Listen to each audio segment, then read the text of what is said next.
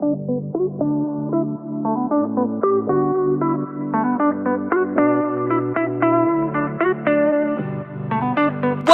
to the Soulfire Podcast, where every day we talk about real life, real shit, real raw. On this show, you can expect us to dive deep into topics like marriage, parenting, money, business, feeling like you want to give up, fighting for yourself, just straight soul healing. This podcast is all about life. Hey there, it's Power Coach Alishia here, your source of fun, funny, exciting, entertaining, and educational life coaching, transformational speaking, and soul healing. We're talking about setting your soul on fire. I specialize in helping women put themselves first without feeling guilty, getting out of their own way, and finding themselves again. No fluff, no hand-holding, no bullshit here, just love, light, and peace as we journey through this thing called life.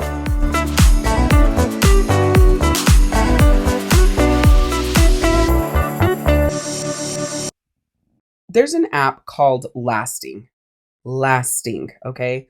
Go to your app store, Google Play Store. Hopefully it's on Android. I don't fucking know, but it's called Lasting. And in this app, it's literally like marriage counseling and communication. Like, it's really fucking cool. But in this app, they talk about emotional calls, and that's why I'm sharing this with you. The app with you is because of this.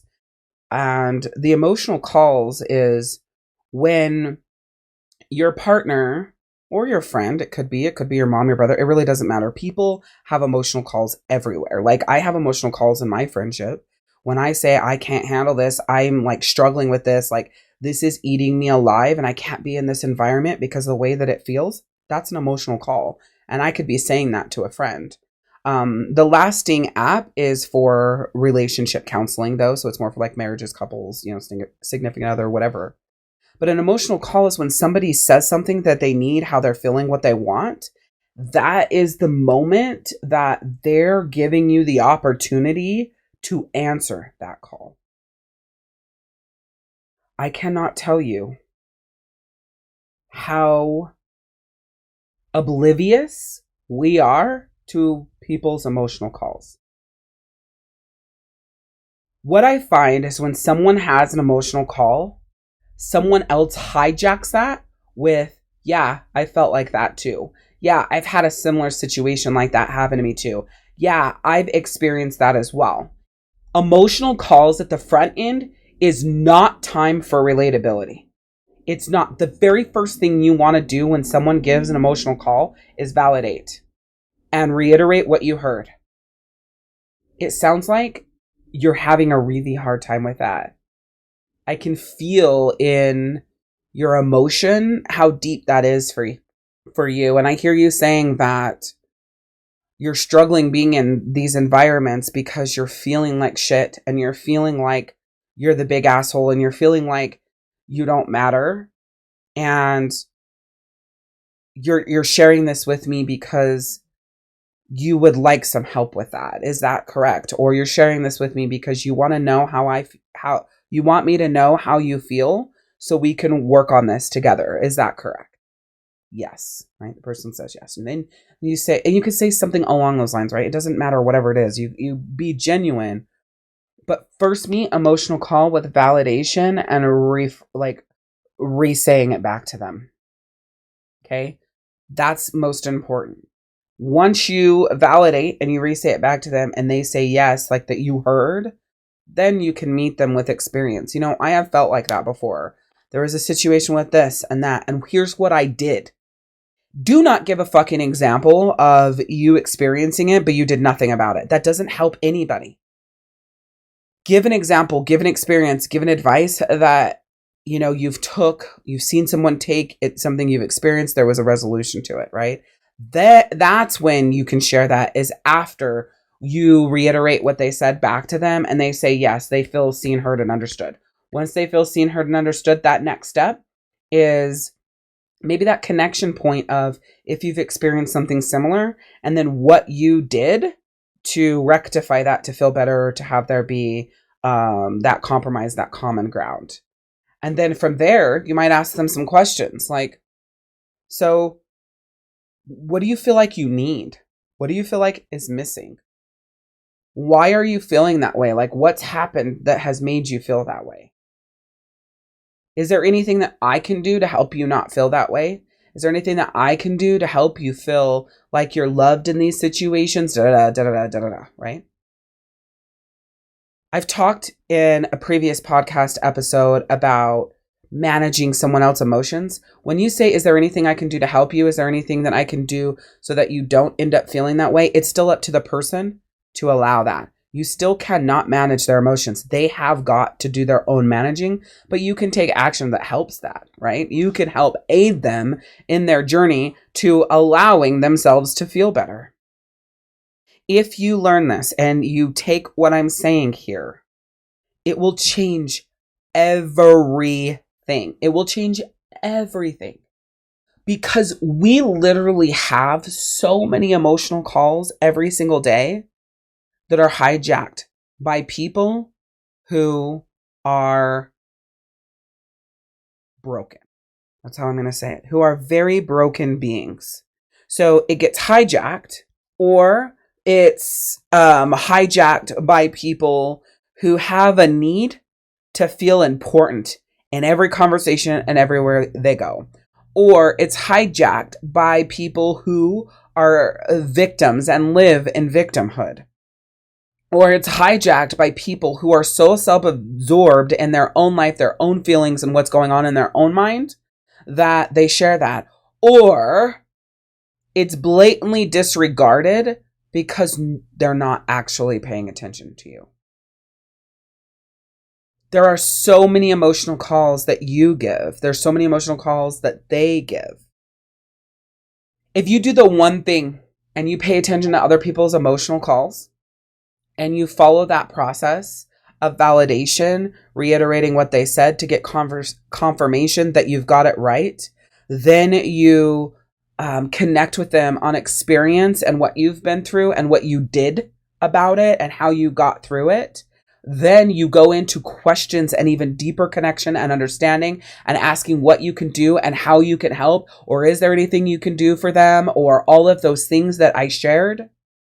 That person will feel so fucking good with you that it will change the nature of the relationship and bring it to a level that you could have never imagined. The friendship will be deeper and more connected, more loving, more soul leveled. The relationship with parents or siblings or partners will just be so fucking unbelievable, especially with the significant other partnership marriage. It will make kissing so fucking phenomenal and feel amazing. It'll make sex so fucking phenomenal and feel amazing. The intimacy, it'll make it so amazing because you feel seen, heard, and understood. Hey, are you loving this? To get even more soul fire, soul healing products, and to download the free gifts that I have for you, go to soulfirepodcast.com. Again, that's soulfirepodcast.com. Or they feel seen, heard, and understood. It changes the nature of the relationships, and it takes them to a depth that you could have never imagined because you heard their emotional call or calls and you showed up for them. That's what I'm telling you. When you are self-aware, you also know when you give an emotional call. So you can say, hey, that was an emotional call. They can go, oh, no shit. Like sometimes that has to happen when you're at the beginning of people understanding what your emotional calls are and you're understanding what theirs are. Like, that was an emotional call. Oh, okay. I hear you saying that you're feeling this way. And I completely understand where you're coming from, and that you're feeling like that. And what I hear you saying is that right? Yes. Well, okay, good. I'm glad that we're on the same page.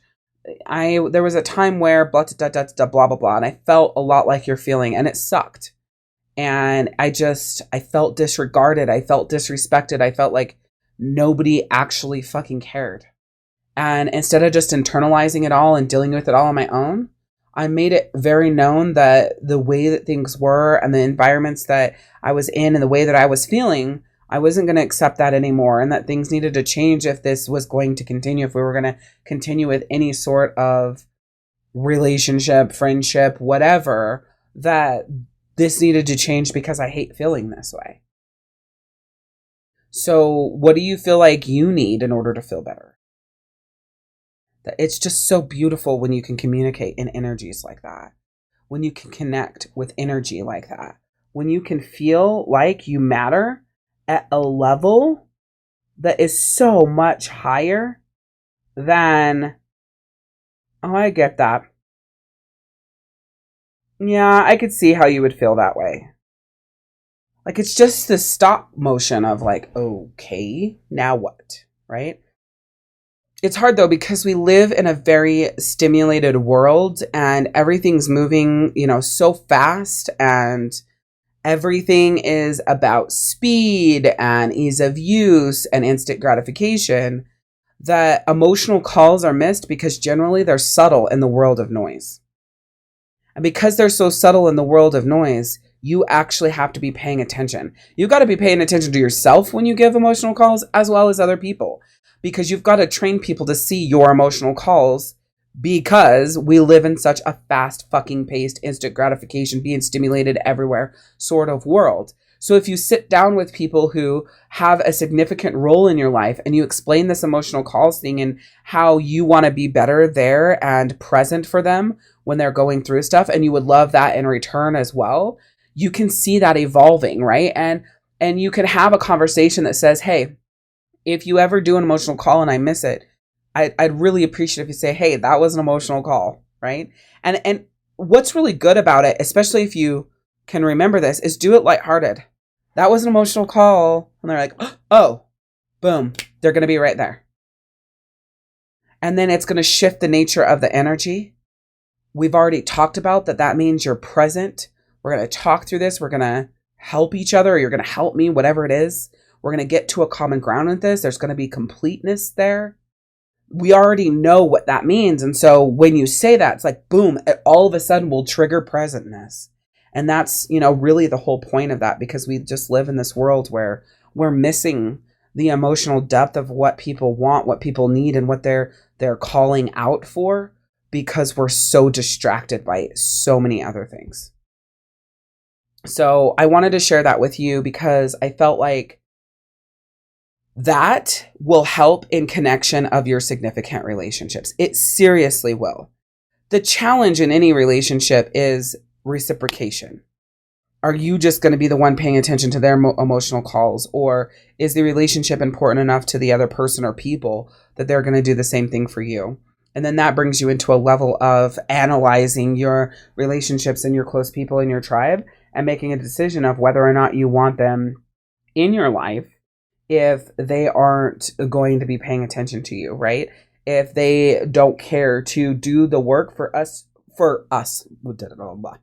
you to have a closer relationship. Like if somebody isn't willing to do the work for us to have a closer relationship, a more healthy relationship, a depth of that relationship, a deeper understanding of each other, and they have a significant role in my life, that's the moment that I am going to remove them from a significant role and put them in a very less significant role, because I don't want people in significant roles in my life that don't pay attention to me, that don't care to grow with me, and vice versa, that I'm going to pour into them and pay attention to them and I care to grow with them, but they don't want to give that to me. No, we've gotten to this point where we have these relationships where, I don't know, somewhere along the line it was normalized that there's a good chance you're going to be in a relationship and you're always going to be the one giving extra and more than everyone, the other person or everyone else. That's just the nature of the beast. Everybody has their own things going on. Everybody's going through their own shit. Everybody's dealing with their own life. Everybody is at different stages. So you're more than likely going to be the one always giving more because of where you're at in your journey. And I think that that's fucking asinine. And when I say more, it is definitely relative, right? I believe that in most relationships, I show up more and, dare I say, better than most people do on the flip side in what they give to me. I'm not expecting people to show up the way that I do. I'm expecting them to show up for me the way that they can, the way that they are willing, and the way that they, want to for the growth of that relationship. And if they don't have the capacity to do that, with as much respect as I have for that, I still will distance myself from them. I don't want to be in a relationship, a significant relationship of any amounts with someone who never has the capacity to show up for me. If you don't have the capacity to show up for me, I will move you into a much less significant role and just, be that like whole acquaintance check in, how you doing, sort of thing. And I won't have you there as that like connected ride or die, like we're doing this fucking shit together. That's okay. But I'm not going to be close to somebody that has no capacity for me and just be there. Because those types of people who don't have capacity, they take actions that hurt the people who want to feel important to them. So when are you giving emotional calls? Pay attention to what these emotional calls are, how they come up. What are you saying so that you can tell somebody, hey, that was an emotional call. Because if you don't know what's an emotional call for you, then it's going to be hard for you to teach somebody to recognize that in you, right? In the same breath, it's easy to tell what an emotional call is if you're paying attention to the person. They will say things that you can hear that comes from a place of emotion and they need that love and support. So like, here's an example. Somebody says, oh, I've never told anybody this. And then they tell you, that's an example of an emotional call. They need validation that they're not crazy or they're not wrong for thinking or feeling that way, or there's not something wrong with them, because that is a thought process. Right? That is literally an emotional call. I have had a shitty fucking day and I'm really struggling. That's an emotional call. I have no fucks left to give and I'm on the edge. That's the emotional call. I feel exhausted and like anything's going to set me off. That is an emotional call. When you talk to me like that, it infuriates me. That's an emotional call. This happened today and it really just like, it took me back. It caught me off guard. That's an emotional call. Are you upset with me or something? Because it seems like I did something wrong. That's an emotional call. If you pay attention, you will hear what emotional calls are, and you'll be able to respond to them in a way that makes that person feel seen, heard, and understood. And it's so fucking powerful, like I said, for the depth of connection in that relationship. And it's also really powerful for you to realize that you have a tribe of people or a person that is too close to you that you need to create distance from because they don't want to do the work to really care about that. And that's okay. I say people with significant roles in your life should be limited. You should have a limited amount of people with significant roles in your life, because most people don't have the capacity to really care or do or be or show up for anybody else but themselves. Or those people who live under their roof that they deem as most important to them. So when it's like that, it feels like shit that you don't matter as much. That's because of your investment in that relationship and their investment in that relationship aren't even kind of on the same wavelength. If you do this and you learn this and you step into the power of recognizing your emotional calls and definitely recognizing theirs and following that process, your entire life will change. Your relationship with yourself will change and your relationship with other people will change. Remember this sacred truth. Say yes to yourself, for within you lies infinite worth. Let your heart be your compass, guiding you on a path of self-discovery and liberation. Grant yourself the grace to stumble and rise, for it is in our imperfections that we find our strength. Embrace the dance of progress, where each step forward fuels the fire within you. And with massive power and deep soul conviction, let this be your anthem, your unwavering declaration. I choose me. I'm Power Coach Alishia, and we'll see you next time. Thank you so much for tuning in to the Soul Fire podcast. You being here means the world to me, and I'm grateful for the time that you've dedicated to be here. And by consistently showing up, I firmly believe that you will transform your life. I'm so grateful that you subscribed and you continue to share with others, spreading my message far and wide, because together we can reach my mission of transforming the lives of 1 million souls on their healing journey. Now, to provide you even more support on your soul healing journey and address any questions you may have, I would like to invite you to join our soul healing community. Simply visit community.thesoulhealingzone.com. Again, that's community.thesoulhealingzone.com, where you can connect with like-minded women, share your top takeaways, discuss what resonated with your soul, and express your absolute favorite moments from this episode. I can't wait to read them. I'm so freaking excited to create more empowering episodes and continue supporting you. I am sending you so much love, light, and peace as we journey through this thing called life.